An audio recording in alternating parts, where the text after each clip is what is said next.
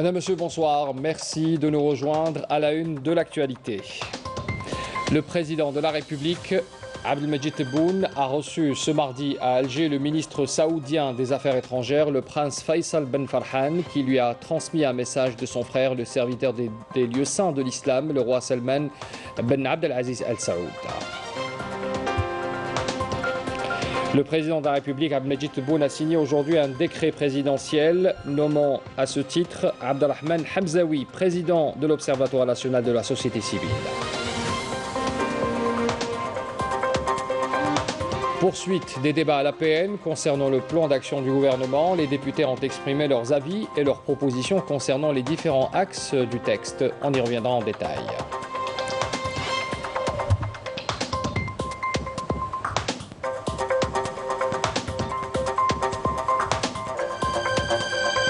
Nous parlerons également ce soir des caisses d'assurance CNAS, CASNOS et CACOBAT qui souffrent de la léthargie due au Covid-19 avec un cumul de cotisations qui n'a pas été réglé. Aujourd'hui, une initiative a été lancée envers les opérateurs économiques pour les dispenser des pénalités et de convenir d'un échéancier de paiement. Et puis à une semaine de la rentrée scolaire, les parents d'élèves s'intéressent déjà à l'achat des livres scolaires. L'Office national des publications scolaires met l'accent sur la disponibilité des livres dans les points de vente, mais également en vente en ligne avec livraison à domicile. Un reportage à suivre également dans ce 19h. Bienvenue à tous. Le président de la République, Abdelmadjid Tebboune, a reçu ce mardi à Alger le ministre saoudien des Affaires étrangères, le prince Faisal Ben Farhan. Ce dernier lui a transmis un message de son frère, le serviteur des lieux saints de l'islam, le roi Salman Ben Abdelaziz Al Saoud. Au cours de l'audience, le président Tebboune a souligné l'enracinement des relations bilatérales, leur solidité et la volonté de les renforcer davantage au profit de l'intérêt suprême des deux pays frères. On écoute la déclaration du ministre des Affaires étrangères saoudien au sortir de cette audience. Je tiens à vous exprimer aujourd'hui ma grande joie de visiter le pays frère qu'est l'Algérie, où un accueil chaleureux m'a été réservé. J'ai été honoré par l'audience que m'a accordée le président de la République algérienne, Abdelmadjid Tebboune, auquel j'ai transmis les salutations du roi, serviteur des lieux saints de l'islam, et du prince héritier, vice-président du Conseil des ministres, aux dirigeants et au peuple algérien.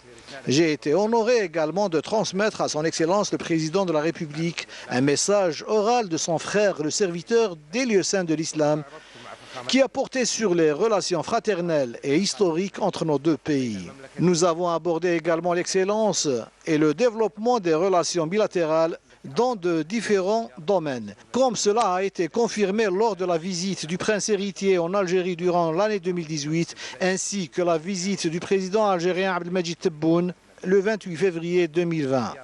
J'ai exprimé à Monsieur le Président l'intérêt accordé par le Royaume saoudien à la coordination et la concertation sur toutes les questions internationales et régionales qui concernent les deux pays, tels que le renforcement du travail arabe, la coordination des positions en ce qui concerne l'OPEP et le renforcement des échanges commerciaux entre les deux pays et qui ont connu ces dernières années un grand développement pour dépasser en 2020 les 500 000 $. Dans l'actualité de ce mardi également, le président de la République, Abdelmadjid Tebboune, a signé aujourd'hui un décret présidentiel relatif à l'article 91 alinéa 07 de l'article 213 de la Constitution. Ce dernier nomme à ce titre Abdelrahman Hamzaoui, président de l'Observatoire national de la société civile. À l'occasion de la Journée mondiale de la démocratie, le bureau du Conseil de la Nation sous la présidence de Salah Goudjil a publié un communiqué dans lequel il réaffirme l'adhésion totale de l'Algérie à la démocratie en tout temps et dans toutes les circonstances. Il s'agit d'un choix populaire et officiel adopté par notre pays depuis le déclenchement de la glorieuse guerre de libération nationale du 1er novembre. Le Conseil de la Nation réitère son engagement à coopérer avec tous les parlements du monde pour concrétiser la démocratie et élargir sa pratique et éviter son utilisation pour créer des crises. Dans ce cadre, le bureau du Conseil de la Nation a mis en avant le saut qualitatif de l'APN à travers le renouveau constitutionnel amorcé par le président de la République, Abdelmadjid Tebboune, en respectant son programme électoral, la réforme de la Constitution, qui a été soumise aussi à un référendum populaire en novembre 2020, dans un réel cadre démocratique consolidant la participation du peuple dans la mise en place des repères de son État et concrétisant également l'Algérie nouvelle dans laquelle sont ancrées les valeurs et les pratiques de la démocratie. Poursuite ce mardi des débats à l'APN concernant le plan d'action du gouvernement qui a été présenté, rappelez-vous, hier par le Premier ministre. Les députés ont exprimé leur avis et leurs propositions concernant les différents axes du texte présenté. Les détails avec Nessali Ben Saidi. Entre députés favorables et d'autres ayant émis des réserves à l'issue de la présentation du plan d'action du gouvernement relatif à plusieurs secteurs, les avis divergent sur plusieurs points. Plus de 50 interventions de députés ont porté notamment sur le volet de la relance de l'économie nationale, le développement local des wilayas issus des zones d'ombre, le redressement de la monnaie nationale et la stratégie d'éradication du chômage. Nous valorisons les volets importants cités dans ce plan d'action, mais nous avons cependant quelques remarques que nous espérons seront prises en considération. Nous vivons une crise économique sévère qui se traduit par l'épuisement des réserves de change et une flambée des prix sur le marché. Le pouvoir d'achat du citoyen s'est vraiment dégradé. Il aurait fallu donc proposer un plan général pour sortir de cette crise. Devons-nous maintenir le système libéral ou socialiste ou devons-nous maintenir les deux? Devons-nous soutenir les entreprises publiques ou privées ou bien les deux? Et quels sont les secteurs prioritaires?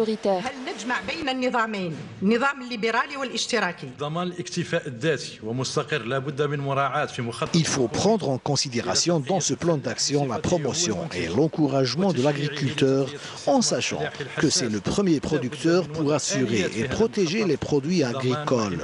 L'État doit veiller à la commercialisation de ce produit comme c'est le cas aujourd'hui pour le blé dur et l'orge. La promotion de l'agriculture et de la production agroalimentaire figure parmi les priorités du gouvernement, pour laquelle il est nécessaire d'introduire une stratégie d'urgence pour relancer l'activité de l'Office national des aliments de bétail et de l'Office d'élevage avicole. Des débats fructueux ont caractérisé ce deuxième jour. Les députés de l'Assemblée populaire nationale ont proposé de fixer un calendrier adéquat pour la mise en œuvre du plan d'action du gouvernement présenté par le Premier ministre, ministre des Finances, Ayman Ben Abdelrahman. Les débats à l'APN qui se poursuivront également demain, mercredi. La Grande Faucheuse a encore frappé sur nos routes. Hier, un terrible accident de la circulation a emporté encore 6 personnes qui étaient à bord d'un véhicule. Ce dernier, après avoir dévié de sa trajectoire, se retrouve propulsé au-dessus d'un pont sur la route nationale numéro 2 à Ain Timouchent. Retour sur les faits avec Walid Yousfi. Cette route, près de Ain Timouchent, que le drame s'est produit. Aux environs de 21 h, un conducteur a perdu le contrôle de son véhicule et a basculé par-dessus la glissière de sécurité pour finir sa trajectoire à quelques mètres sous le pont reliant Hassil Ghella ou Led Boujma. Le dernier communiqué de la protection civile fait état d'au moins 6 victimes. Je travaille en tant que transporteur. Cette route, je l'emprunte souvent. Elle est très étroite. La route est étroite et remplie de malfaçons. Il y a beaucoup d'accidents qui surviennent ici. En venant d'Oran, certains préfèrent couper par là plutôt que de faire le tour. Il y a des gens qui roulent à toute allure sur cette route. Nous avons reçu un appel des citoyens hier soir à 21 h 46, déclarant qu'un accident grave s'était produit. Arrivés sur place, nous avons constaté qu'un véhicule touristique avait basculé du pont vers la route nationale numéro 2, reliant la wilaya de Ain Timouchent et la wilaya d'Oran. Nous avons mobilisé 6 ambulances et 4 voitures en collaboration avec la gendarmerie nationale. Les causes de l'accident restent toujours inconnues. Durant la semaine dernière, au moins 31 personnes ont trouvé la mort et 1499 ont été blessées dans des accidents de la route sur l'ensemble du territoire national. La prudence est de mise. Parlons à présent de la pandémie de la Covid-19 avant de revenir sur le bilan tout à l'heure. On parle d'abord des conséquences qui ont eu une conséquence assez grave sur l'économie nationale. Il y a quelques mois, une paralysie quasi totale du secteur économique durant plusieurs mois. Alors ces conséquences étaient difficiles pour plusieurs secteurs. Les caisses d'assurance, CNAS, Kaznos et Kakobat, ont également souffert de cette léthargie. Un cumul de cotisations n'a pas été réglé. Aujourd'hui, une initiative a été lancée envers les opérateurs pour les dispenser de pénalités et de convenir surtout d'un échéancier de paiement. Reportage Fali El-Hamdi. Bonne nouvelle pour les opérateurs économiques. Le ministère du Travail, de l'Emploi et de la Sécurité sociale informe l'ensemble des employeurs de l'entrée en vigueur des dispositions et des mesures exceptionnelles adoptées lors de la réunion du Conseil des ministres du 22 août 2021. On est tombé sur une bonne nouvelle. Ils vont enlever les pénalités de retard et on est très content pour ça. Ça nous a encouragé beaucoup. C'est une mesure qui intervient à bon point dans une situation économique et sanitaire exceptionnelle qui a eu son impact sur le tissu économique et social de notre pays et qui a nécessité de répondre à la doléance et suite à l'écoute des opérateurs économiques pour répondre à une exigence qui permet de participer, de contribuer à la relance économique de notre pays. Aussi, les opérateurs économiques concernés peuvent bénéficier d'un échéancier de paiement de cotisation principale, avec une exonération totale des majorations et pénalités de retard. Vous le savez, donc il y a des mesures exceptionnelles qui ont été accordées aux employeurs pour les encourager à recruter de nouveaux employés à travers l'abattement de la quote-part patronale en matière de cotisation. Le ministère du Travail, de l'Emploi et de la Sécurité sociale invite l'ensemble des opérateurs économiques de se rapprocher des caisses de sécurité sociale afin de bénéficier de ces mesures exceptionnelles. Le bilan Covid pour ce mardi 14 septembre, 227 nouveaux cas confirmés, de 192 guérisons et 18 décès ont été enregistrés, selon un bilan qui a été dressé cet après-midi par le ministère de la Santé. Et puis dans cette large campagne de vaccination organisée à travers les 4 coins du pays, le personnel des affaires religieuses n'est pas en reste. Les imams, les enseignants, élèves des classes coraniques sont appelés aussi à se faire vacciner. Exemple dans la commune de Borj el-Kifen à Alger avec Yasmine Massoudi. Comme tout Algérien conscient de l'importance de se faire vacciner, l'imam de la mosquée El Ghammama de Borj el-Kifen donne l'exemple en se présentant au niveau de ce vaccinodrome mobile, mobilisé au profit du personnel des affaires religieuses et des waqf. C'est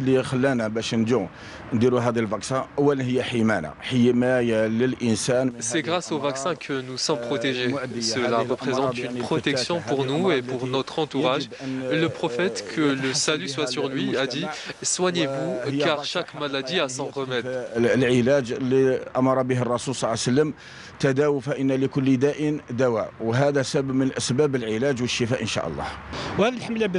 Nous avons organisé cette campagne à l'approche de la reprise de l'école coranique.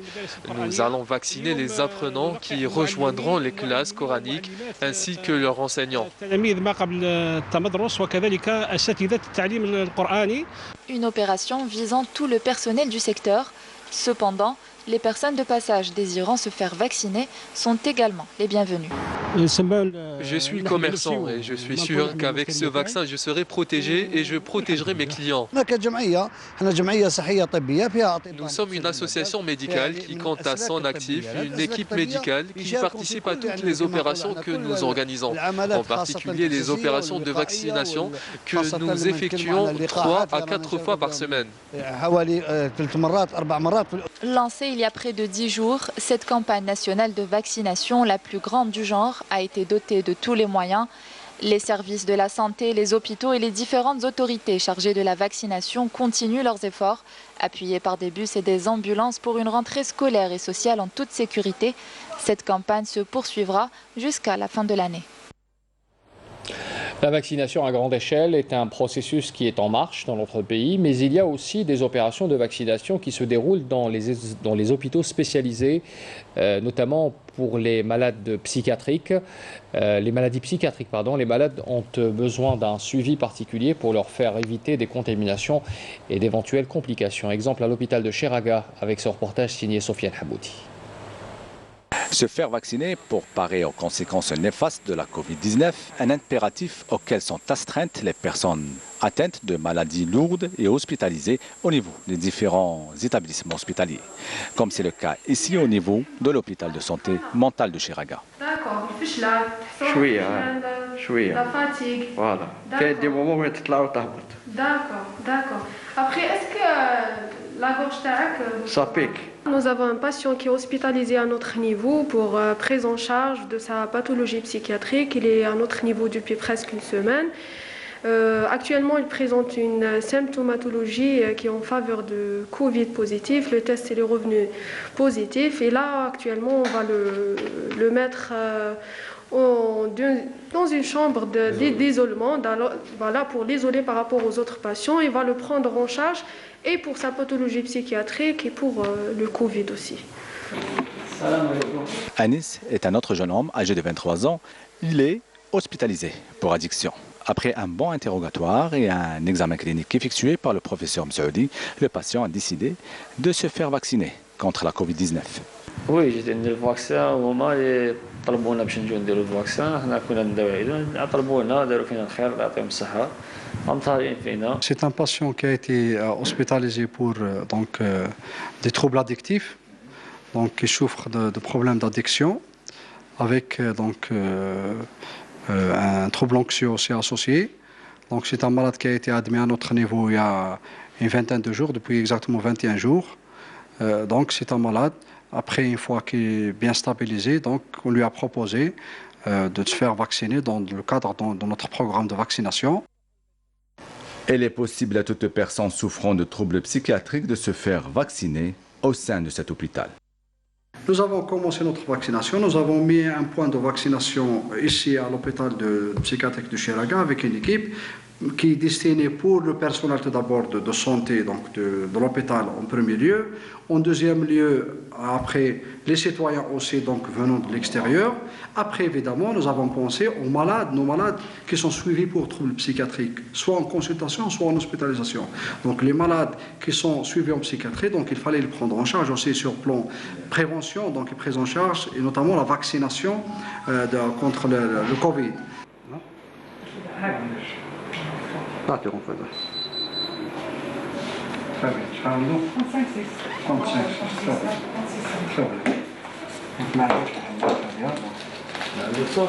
Qu'il soit atteint d'une maladie grave ou d'une simple pathologie, se faire vacciner est aujourd'hui un geste nécessaire qui fera barrière contre la pandémie en garantissant l'immunité collective.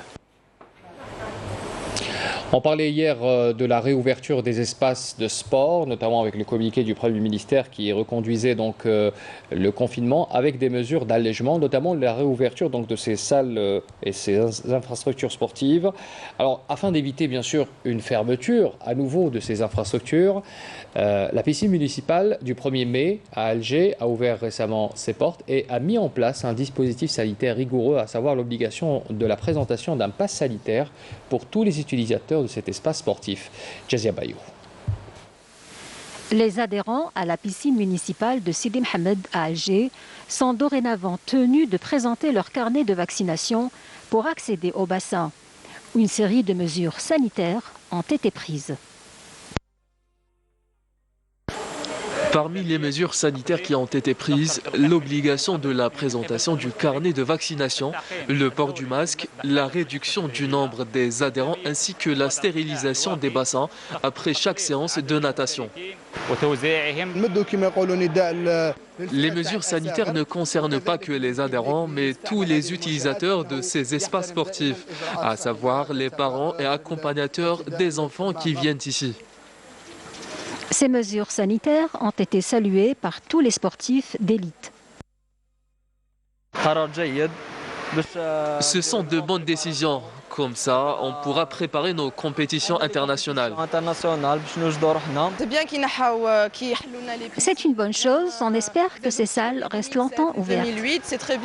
C'est avec ces mesures sanitaires que les responsables de la piscine municipale espèrent protéger ses adhérents et garder ainsi ces espaces de sport et de natation ouverts à tous leurs utilisateurs.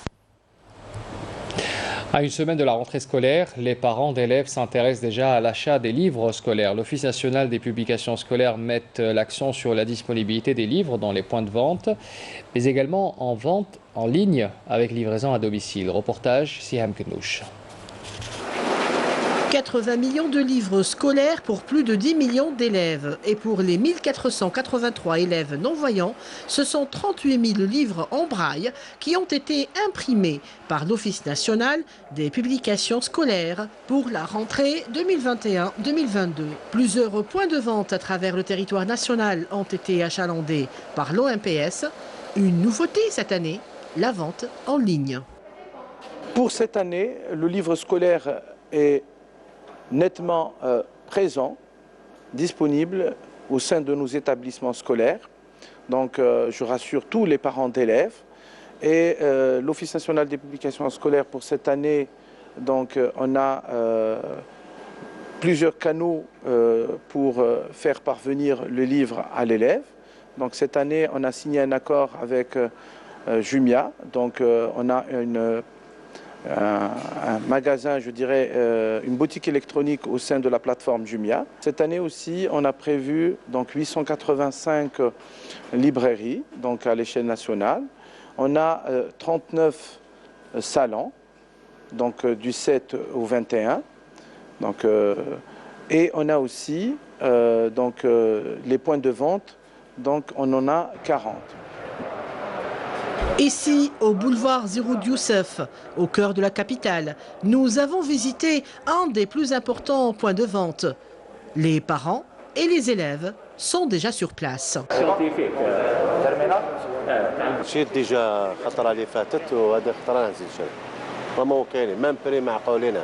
Deuxième année CEM, j'ai acheté les livres pour la rentrée. J'ai créé la gestion. عملية البيع بدات صافي ان موا دو لا الحمد لله راهي تمشي على قدم وساق كما راكي تشوفي كاين اقبال تاع الاولياء تاع التلاميذ اسعار الكتب مقننه كما راهي مكتوبه كي تقلبي لو ليفر تاعنا محطوط تحت لو بري تاع لو ليفر اسعار مقننه وفي المتناول. Le livre scolaire disponible, la vente a déjà commencé, un bon présage pour une bonne rentrée. On parlait il y a quelques jours de l'extension du métro d'Alger avec la ligne allant vers l'aéroport international. Aujourd'hui, on parle du métro lui-même qui reste fonctionnel malgré son arrêt en raison de la Covid-19. Les équipes en charge de son bon fonctionnement sont à pied d'œuvre pour maintenir la machine en marche. Reportage Yanis Aïd Belkacem.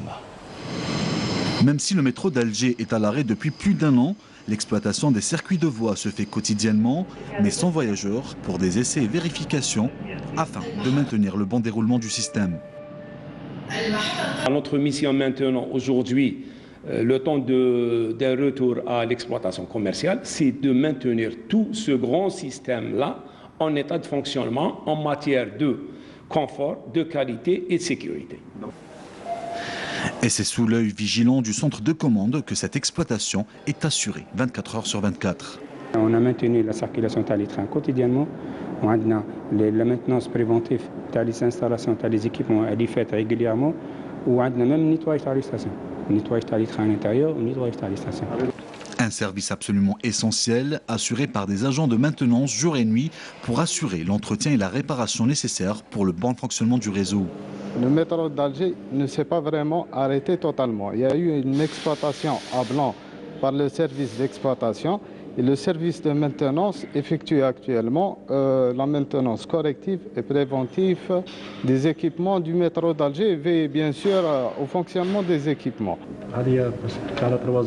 Minutieux, rigoureux et attentifs, les agents qui assurent la maintenance et la vérification sont 100% algériens.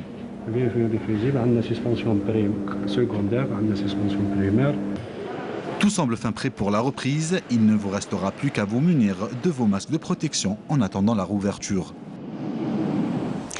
L'image du jour nous vient de l'étranger, aux États-Unis, où c'est le retour de la saison des ouragans, avec l'ouragan Nicolas qui a touché terre au Texas, dans le sud du pays, tôt ce matin. L'ouragan a atterri précisément le long des côtes de l'État du Texas, accompagné de vents soufflant jusqu'à 120 km/h. Le Centre national des ouragans a averti d'un risque de crue subite dangereuse, en particulier dans les zones urbanisées. On reste sur les côtes pour revenir vers la Méditerranée. Les Algériens habitant les zones côtières côtoient tous les jours des espèces animales sans parfois y prêter attention. Aujourd'hui, on vous parle des mouettes et des goélands. Sur 10 espèces qui existent, l'Algérie en compte 6, d'où l'importance de protéger cet animal majestueux. Reportage, Bali Moussaïd. L'extension des villes à travers le monde a fait que de nombreuses espèces animales sont contraintes à cohabiter avec les citadins.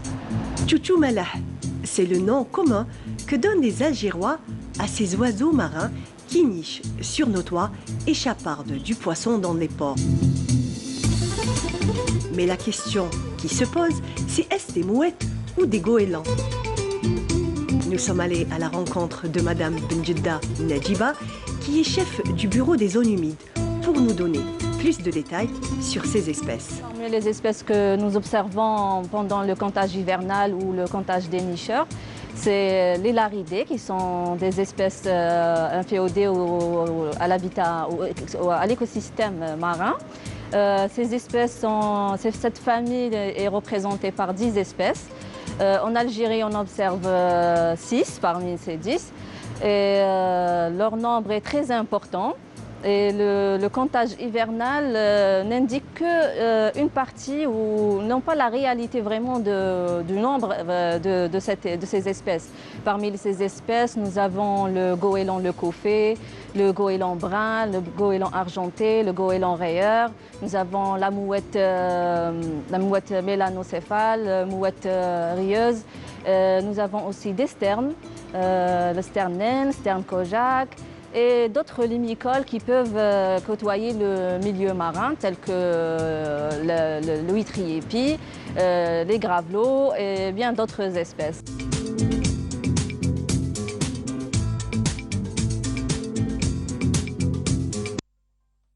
Moins craintifs, les goélands argentés se hasardent pour trouver leur nourriture. Omnivores, ils trouvent de quoi nourrir leur nichée jusque dans les décharges. On observe des nids au niveau des toits, des immeubles, aussi à l'intérieur, dans d'autres, près des barrages, près des décharges, près d'endroits comme ça. Et c'est une espèce qui devient un peu agressive aussi parce que elle veut défendre, parce que les espèces, il y a une compétition entre les espèces pour leurs habitats. Et le goéland, on ne peut pas dire que c'est une espèce invasive parce qu'elle est présente chez nous, ce n'est pas une nouvelle espèce. On ne peut pas dire que c'est une espèce nuisible parce que comme ça on va l'abattre et c'est une espèce un peu protégée. Il a un statut de protection partielle.